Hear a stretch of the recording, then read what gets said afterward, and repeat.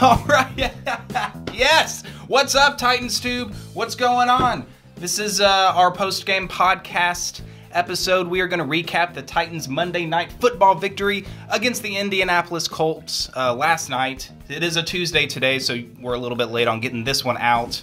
It's okay because we were celebrating. Because this was our hardcore celebration. Yeah, I mean, this was our first win over the Colts in 11 games against them. That's over 5 years worth of losses to one franchise. Ooh, I mean, was Adoree Jackson like in middle school the last time we beat the Colts or something? Yeah.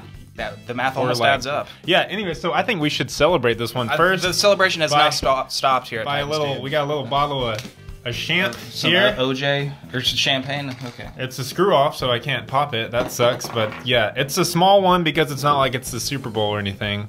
Yeah, but it's our own little mini Super Bowl. I mean, yeah. This deserves to be like a milestone, so to speak. Maybe a new era. I mean, I don't want to overreact or anything. I mean, but it's very exciting. But finally, cheers to the win. Cheers. No more curse to the Titans. No more curses in this house. That is some expensive stuff right there. Man, okay, it tastes like a $200 bottle. $200 I wouldn't mini know what that bottle. tastes It's like. I'm just kidding. 8 ounces. Okay, Justin. Let's talk about the game. Let's get into this crazy. Titans playing on primetime Monday night.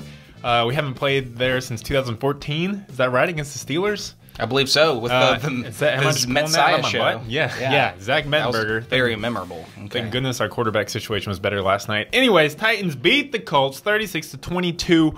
What are your overall game thoughts right off the bat? Well, it's hard not to go right off the bat and talk about Marcus's performance and just the difference that he makes, the important elements that he brings to this offense and really the entire team as a whole. I think having him on the field helps our defense because I think you talked about this in the pregame episode when we're talking about our keys. You said we needed to sustain drives, give our defense a little break because we saw, especially early on, suffering a little bit of lapses as the Colts were driving up and down the field on us in the early going. But yeah, this team is completely different when Marcus Mariota is healthy and on the field playing. And it was fantastic to see. But another slow start offensively. I mean, we've seen this in pretty much every game, and it's a weird thing now. And all of our wins so far, the offense has started slow and then just exploded in the second half. If I could give a reason why that is, I would. It would be nice for us to start faster, but hey, as long as we still win the football game at the end of the day, then I got no complaints. But yeah, Marcus is the story. I mean, we made him play the pocket passer role, and that's as good as Mariota is and as many different things he can bring to the table. Pocket passing has got to be like the top one or one of his best assets, and I wish we did that more. Could this hamstring injury be a blessing in disguise where we're going to start forcing Marcus to, not run around, not try to pull the hamstring, and just stay in the pocket, which is actually a good thing, and he's better in that sense. But, yeah, great win. 2 divisional wins. Defense finally tightened up in the second half. Tightened up. We very much lived up to our name. Forced some key plays. Shout out Avery Williamson, forced fumble. Shout out Wesley Woodyard all game long. Who thought that he was going to be our defensive MVP? You did? You predicted that? I think I mentioned it somewhere at some before point. The season started this year? No, I'm just kidding. I didn't. Okay, But you had me going, but you're a liar. Yeah, I'm a liar. But it's, this is a call from work. Just a heads up, this one's probably going to be a little bit of a shorter episode because I've got some work duties that I have to abide by shortly. But yeah, we definitely want to fit in this podcast recap here. Yeah. So your reactions, sir? I was over there. I wasn't listening. Yeah, I wasn't really talking a lot, but my reactions, I think you nailed it right on the head. It's amazing what a difference a quarterback makes on the team. And not, like you said, not just the offense. I mean, since we were able to sustain drives, that gives our defense more rest. They're able to play better, play harder when they're on the field and make crucial stops like Wesley Woodyard in the fourth quarter. Yeah, man. I mean, given his all late in the game, he's still got the energy to chase down a very fleet of foot quarterback, Jacoby Brissett. He's pretty mobile. Yeah, on a bootleg and tackle him short of the line. I mean, Yeah. that might have been the play of the game right there. And just to clear up that rule, because in the stands, I thought that whenever he stretched the ball out, I thought he got that first down. I thought they were going to overturn it, and I was pretty surprised that it upheld. But it's kind of like, I guess, a punt, where when a punt sails out of bounds, the spot of the ball is where the ball went out of bounds, even though it's in the air. So correct. When Brisket. I'm just going to call him Brisket, as that's so used to it by now. When he reaches out the ball, he had already crossed out of bounds prior to the first down before he reached out. So, yeah, that was a relief. I didn't celebrate at the correct time because I was so worried they were going to overturn it. It looked like the Titans players knew, though, that was the rule, because they all started celebrating right away. They had a huge celebration with Wesley Woodyard posing, and I'm like, guys, this is definitely my comeback. Let's not jump that gun. With how the NFL goes, nothing is set in stone right after it happens, especially on a crucial play that's probably going to get reviewed at least once because of change of possession. I thought we were definitely helped in some aspects, especially in the second half, by the Colts' seemingly strange game plan and coaching and play calling a little bit, because I was surprised by that play call. I thought if they just gave the ball to Frank Gore up the middle, they were likely to get that first down. So I mean, Chuck Pagano just Pagano'd a little bit for us. Yeah, but don't want to take anything away from us. I would trust that play call in that situation. Our linebackers aren't known to have a lot of speed outside of Jayon Brown. Wesley Woodyard in his 10th year, Avery Williamson. Everyone knows that he can't really run with people. He did make a great play on Jack Doyle, but I thought Jacoby would have it. But Wesley Woodyard turned it up to another notch. Yeah, turned it up. Overall, looking at the course of the game. Like you said, off to another slow start. It's almost like every week with this team is a different story in the two halves. One half we're all right, we're hanging around. Next and look pretty iffy in some aspects. Next half we just like turn it up. I mean, even here we waited till the fourth quarter where we dropped 21 points in the fourth quarter. Yeah. That is clutch. That's how you have to close games against a division rival. In prime time. I mean, you're welcome, nation, for watching a great game. You don't have to score 21 points in the fourth quarter. Hopefully, you don't have to do that every week. But I'll take it. But we're capable of that, and we can do that. And through the first half of the game, it was pretty ugly to watch. I mean, a lot of field goals by both teams, not a whole lot of big plays. But I mean, some part of the NFL, it's kind of like what the Patriots are doing right now. It's just kind of survive in advance almost. A win. Looking at the end of the season, you're going to see this game go down as a W on the score sheet. Oh yeah. So I can't hate on that. I can't hate on beating the Colts. Never can hate on that. We haven't been able to hate on that in 5 years. Yeah, so that wasn't. I mean, my initial reaction is I'm pumped for it. I guess once we start getting more into the offense and defense, I'll give them my thoughts. So let's get into the offense. What say you? Yeah, do it. Okay, let's start with the man you already mentioned him, Marcus Mariota. Showing the world what kind of a passer he can be. Yeah, I you know what? When you mentioned the thing where this could be a blessing in disguise, you kind of stole the words right out of my mouth that I had before we shot this podcast. Because he looked like Malarkey told him not to step more than 3 feet in any direction, because he looked pretty glued to that pocket, like someone had told him that, and he was playing great. I mean, I think he had one of his best games of the year throwing the ball. Obviously, he wasn't running it, but I mean, he put up the most passing yards he had. Yeah, he has so far this year. He correct? Put up easily this year. I know he's passed for more yards, but he can't have more than 4 or 5 300-yard games in his career so far. Whoa. Sorry. Ooh, it's okay. That was a good one. But the 300 yards today, all came from the pocket. He wasn't rolling out or anything. The one time he did scramble, he slid himself into a sack behind the line of scrimmage. He slid just throw the ball away, Marcus. And then just throw it away. He actually scrambled again and threw it away. He started to run out to the side. He's like, nah. Yeah, just threw it away. Yeah, no. But, I mean, 306 yards. He did throw 32 times. We ran a lot of plays because he threw it 32 times. We rushed it 34 times. What balance? That's how to get it done. Yeah. And then, honestly, I think Marcus's day should have been even better because I thought the interception was kind of fluky. I mean, just a great play by John Bostic. I think it was Bostic. I thought it was Bostic too. Who, I mean, I guess is the Colts' best linebacker. He had a really good game. I saw his stats. But I mean, that was just a great play. I think 9 out of 10 times or maybe even a higher percentage. No, the guy's not going to intercept that. Especially and usually at best, what you expect is it just to get swatted down. But he caught it out of the air. And it looked like he was trying to swat it almost. He grabbed it one-handed. So that was kind of fluky. So honestly, the stats don't even show you how good Mariota's day was because he was throwing dimes all the way across the field, all over the field, all the way across the field. Picking them apart. Low-key MVP. I said this to my dad last night who was at the game with me. Ooh. Eric Decker.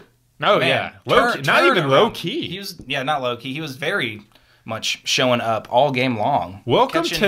Catching first downs. Welcome to Nashville, Eric Decker. It's about time you got here. I know you like welcoming people to things. Well, I mean, I've been waiting for him to have a game like this. That's why we brought him in. Yeah, it is. He looked like a weapon out there finally. Before, in the games previous to this, he just looked like an afterthought here and there, and someone we were trying to force the ball to. Now he looked like a legitimate weapon. Yeah. Pairing him with Delaney and Rashard Matthews and Taywan Taylor. We saw him. His veteran presence and savvy. Like he was open. He was getting separation. He was finding the open spots, and Mariota was hitting them in stride. I think that was huge for their chemistry going forward. With Davis out still with the injury, we needed another receiver to step up to the plate, and thankfully. Decker did, but also Taywan Taylor. He's proven to be like a big play threat. If we can get one or two of those like every couple games, like teams are going to have to start keying in on him too and keeping an eye out for him. We've got all these weapons across the board now. Beautiful deep ball. Plays. Yeah, and Mariota's starting to get some chemistry with them, which is funny because he hasn't really been practicing that much since his hamstring injury. But yeah, Decker was phenomenal. Rashard Matthews had a good game. Taywan Taylor, beautiful deep ball to Taywan Taylor by Mariota. And I like, I know Delaney didn't have a great game on the stat sheet, but I was happy to see us getting him involved like early. Yeah. Like we have a shovel pass to him, we had another short pass to him, but just like get him involved early on. And even if we don't go to him for the rest of the game, even though you'd like to, teams still have to like keep an eye on that and keep that in mind that hey, this guy is involved and he is in this game. We have to lock him down. That's a good point because a few of the games early on in the season we haven't gotten him involved until like the second half, and by then it might be a little too late. I like what you said. I like getting him involved early, even if it is a little forced. Delaney's a guy that is going to make plays, get the ball into the hands of the playmakers. Almost too forced on that end around when we blew our first and goal at the 2 or 3 opportunity. But then I know we came back to that play later on Murray's first touchdown, but we faked the handoff to Delaney. So we were setting up for something in the future, but that play was still disastrous. And it did set up perfectly for that. Yeah. Also, just back to Mariota's presence on his long ball to Taywan Taylor. I want to point this out. He wasn't even celebrating the touchdown. He's immediately grabbing Quentin Spain to prevent some kind of because he got roughed. Yeah, he got roughed. He didn't want any kind of offsetting penalties to offset the touchdown. So, I mean, just his leadership on the field. I know he's a quiet guy. Apparently, I've never met him, but I hear he's a quiet guy. But that quiet leadership, I think, just raises the whole team's morale. And it was awesome to see it. I mean, the line loves the crap out of Mariota. Oh, yeah. They would go to war for Mariota. They do go to war for Mariota. Remember when Richard Sherman hit him out of bounds? They were about to tear us out. But, that was reminiscent of a McNair in his prime, coming back and just not practicing all week with bruised sternums and stuff. And coming in, leading the team to victory. Everyone's just pumped to have him on the field. And you had that sense, too. I even heard people saying this. They've made that McNair comparison, but also saying, even though the game was tied late in the fourth, we were also down. Yeah, we were down in the fourth quarter when Murray had his first touchdown, right? Yes, that took the lead. You still had that sense, yeah, it took the lead. You still had that sense that, Mariota can bring us back and win us this game. That similar sense to when McNair was our quarterback and it was a tie or close game. Like, you had that feeling, he's going to make the plays to secure us this win. Yeah, and I'll say this. I haven't always had that confidence in Mariota this season. I think he looked the best he had from the pocket last night. Yeah. Just his placement, his presence in the pocket, his throwing ability, his arm strength. I had confidence in him. And a few games earlier this year, I haven't seen that from him. Almost like he didn't have confidence in himself. Right. But, yeah. Shoot, yeah. Huge day for Marcus. What do you say about the running game? I mean, look, Derrick Henry had 19 carries, best career game. I don't want to overreact because, that last touchdown, beautiful touchdown run, and that's what Derrick Henry can do at the end of games is wear you down, then bust a big one. But I think we should, if we're going to talk about the run game, focus on what happened before that huge run because that inflated the stats. True. That came after the game was pretty much in hand. I'm glad we're still giving the ball to the running backs because let's see, take out that one Henry carry at the end. Well, we can just include it. So combined, they had 21 carries total. No, 31 carries total. 31 carries between Derrick Henry and DeMarco Murray. Which is great. I think it's by far their balance. most this season. Yeah, I thought they were utilized extremely well, and I liked how DeMarco Murray was even more effective catching the football than running it. So we're still including him in the passing game.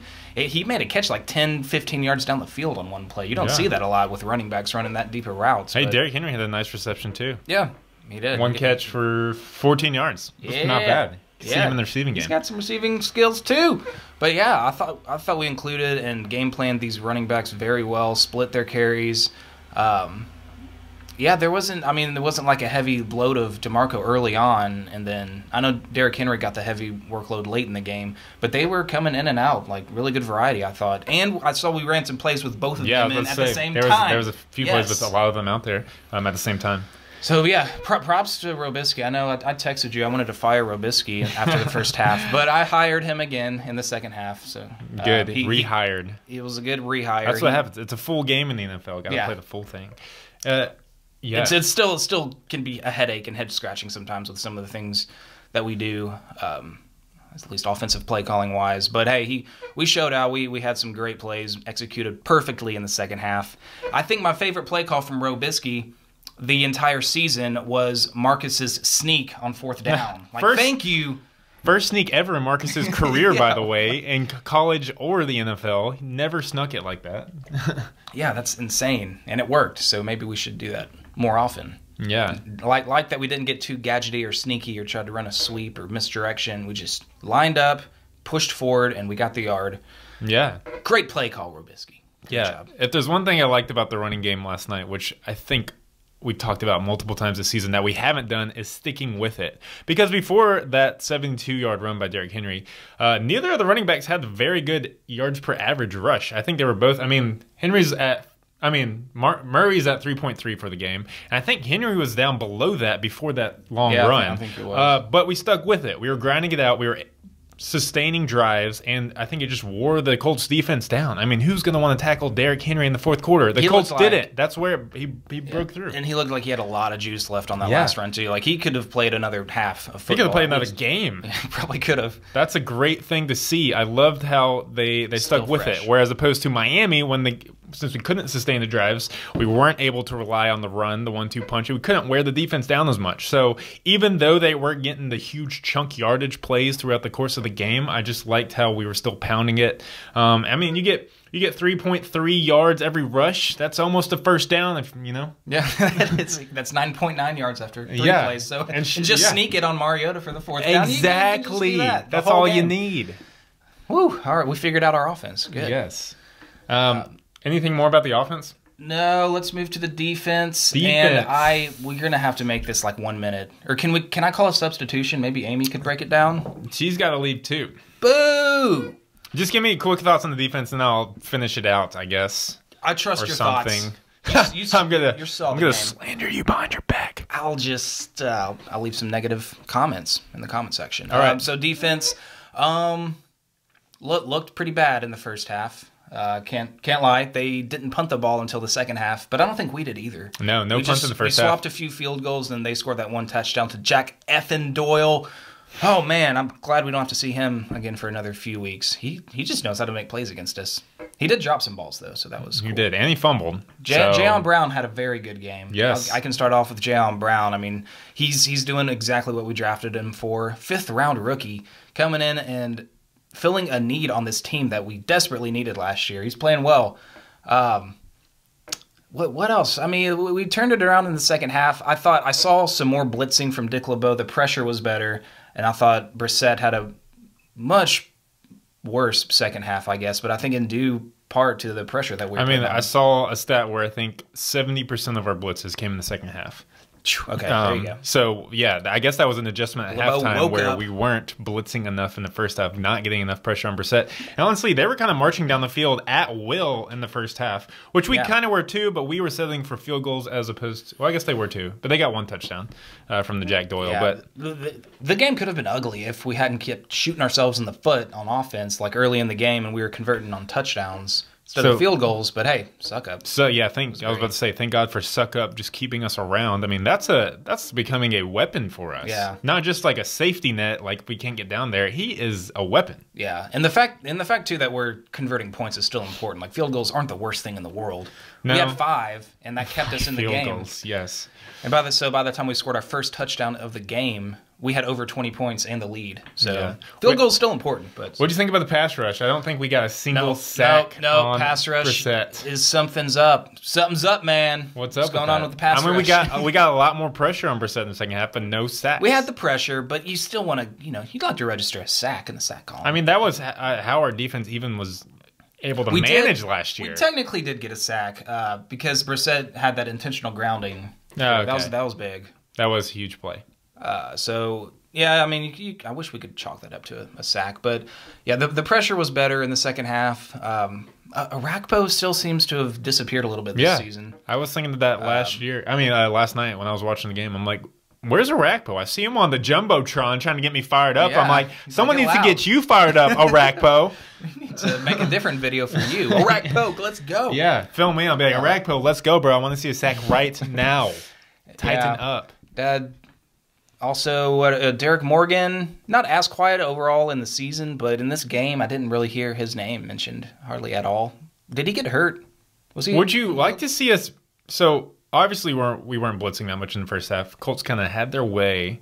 Would you like to see us blitz more constantly throughout the game, or do you think that's not a good plan? I think so. Counter that. We can't get any pressure if we're only sending 3 or 4 guys at once. Yeah.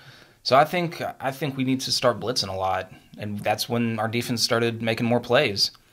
Forcing throws from Brissett. Adoree Jackson, Logan Ryan had their best game of the year we have so far. To point out T.Y. Hilton, 1 catch. I was wondering that in the second half at some point. I'm like, where has he been? Yeah, I remember that 1 catch he made. I did too. I was like, oh great, he's about to get going, but no. So huge day from Logan Ryan, Adoree Jackson. I guess they were the main guys on him. Yeah, we finally wisened up and put our multi-million-dollar man on T.Y. Hilton, on their best receiver. I think Logan Ryan, I saw, only allowed 1 catch all night when thrown at, and then Adoree only allowed 2 catches all night. Very good. That's what I want to see out of these guys, blossoming into a shutdown corner tandem, a duo. Yeah, they definitely had a good game, better second half. Yeah, I can't think of anything else at the top of my head. Mostly because I know I have to depart. Can you take? You have to depart. Do you have closing thoughts? This is a short one. Try to get into some closing thoughts. Yes. We'll tighten up. Okay. See ya, we'll be back man. With preview stuff and video. And go Titans! We're 2-1 in the division. Cheers. That's right. When's the last time we had a winning division record? Huh? I can't even think about. You can't even think when that was. Okay, well, I guess I'll just wrap this up without you. I'm just gonna move to the middle here. Huge Titans fan still, that's why. Hey, tighten up. Justin doesn't care about the Titans anymore. Okay. Well, yes. So for the defense, overall, I thought it was a pretty good effort out of everyone. Obviously, Wesley Woodyard is coming into his own this year. It's only taken him 10 seasons. I think he's always been pretty solid, but this year he's definitely taken it up a notch. Made the play of the game last night, keeping Jacoby Brissett short of the first down late in the game. Adoree Jackson, Logan Ryan had great games. Still liking what I'm seeing out of Kevin Byard a lot. I like to see him when he creeps up to the line. I like to see him blitz because he's aggressive. He comes after the quarterback a lot. Through the first half is ugly. It's hard to just judge a game. If we had done this podcast at the end of the first half, I would have had some very different thoughts. One, our offense. We mentioned it earlier, you can never be mad at field goals, but at what point do you need to kind of man up and start, taking some shots or going for it on a fourth down? I mean, there was a fourth down early in the game where we had made it on their side of the field where it looked like we were going to go for it. The crowd wanted to go for it. We ended up calling a timeout where I kind of honestly think Malarkey should have challenged the play, because the play before is when Derrick Henry kind of ran it out to the left. Looked like he could have stretched for the first down. If you're going to take a timeout there, why don't you go ahead and challenge it right there? Anyways, came up 4th and short. Looked like we're going to go for it. He calls the timeout and then sends on the kicking unit. Maybe he just has that much faith in Ryan Suckup scoring like 20 points a game, and that'll get it done, which it kind of did. It kept us around until our offense finally was able to score, get in the red zone. Get in the end zone. But I would like to see us not settle for field goals as much. I think it's been a trend with the Titans since they've been in Tennessee. It's that we settle too much for field goals, and against better teams. I'm not saying the Colts are a bad team, but basically, Jacoby Brissett is basically a third-string quarterback in the NFL. Let's not forget the only reason he played last night, he's playing for the Colts, is because they kind of had a possible similar situation that we had. Andrew Luck gets hurt. He's going to miss considerable time. They start game 1 with Scott Tolzien. As we started Matt Castle, they immediately realized that Tolzien was not going to get them or even keep them around long enough to even make a run at winning some games. So they traded for the Patriots' third-string quarterback, Jacoby Brissett. Now, Jacoby Brissett could be a starter in the NFL. I think he's more a backup. But for the Patriots, he was their third-string quarterback. So, once again, it looks like our defense played pretty well for the whole game, as they did against the Dolphins. But the Dolphins, Jay Cutler struggled too. So, it's going to be tough when we start playing better teams. Or we got the Steelers later in the year. Big Ben, that's going to be a huge test. So it's easy. It's just these samplings we're getting from our defense, these great plays. I don't want to take away anything from the defense's plays right now, but I just think we're going to have to play better on both sides of the ball when we start playing better competition if we actually want to make it to the postseason, if we actually want to win the division, if we actually want to be considered one of the elite teams in the NFL. So that's kind of my thoughts. Like I said, the win is a win last night. I loved it. I'm pumped. I think Mariota played great. But I think when we get to better competition, when we get to more elite quarterbacks in the league, they're going to be able to put the pressure on our offense, and we're not going to be able to settle for field goals. We were able to win by staying around with field goals last night. We will not be able to do that against some of the top-tier teams in the league, especially going up against their starting quarterbacks. If we ever play another starting quarterback again. So that's all. We'll keep it short. I know there was a lot of things to go on for this game, but it's a short week. We got Cleveland next week, and then we go into a bye week. Don't want to talk too much about Cleveland right now because we'll cover that in our preview episode. But obviously, they haven't won a game this year. Franchise is kind of in disarray. They don't know what's going on with the quarterback situation because they've just benched Deshaun Kaiser. Really anxious to see I haven't heard any word on if Mariota's now just starting from here on out or if they're going to still kind of, limit him. I would assume they would limit him a little more, but it's obvious. I think if he's even 50% able to go, he needs to be on the field. I wish... I guess the injury is worse than I thought, or I just don't know a lot about hamstrings, because even if he could stand in the pocket and throw a pass, I would have liked to see him against Miami. He would have done way better than Matt Castle, obviously, from what he put on the product he put on the field last night. So, I don't know. We'll see that. We're looking ahead. We got the Browns and then a bye week. So, it's almost like a trap game against the Browns. You can't take any team for granted in the NFL, not even the Browns. They can beat you. There's still pro-level athletes out there. Myles Garrett looks like a beast. They have some good players on both sides of the ball. Do I think we're a better team? Yes. But, I bet some of our players are starting to look ahead to the bye week, wanting to get some rest, wanting to, look ahead to the second half of the year, especially after a big win on Indy. We got a short week. We got to turn it around and be able to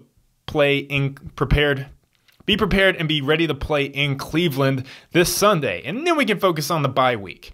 But either way, huge win over our division nemesis that keeps us in the race. We said it in the preview. We thought this was pretty much a must-win game if you wanted to stay in the division race. Now the AFC South is wide open with Houston, Jags, and the Titans all 3-3. And and pretty much a solid 3-way tie across the board. So we're right in the spot. We're right in the place we want to be. I mean, our hardest stretch of the year, most people thought, was our first 5 or 6 games.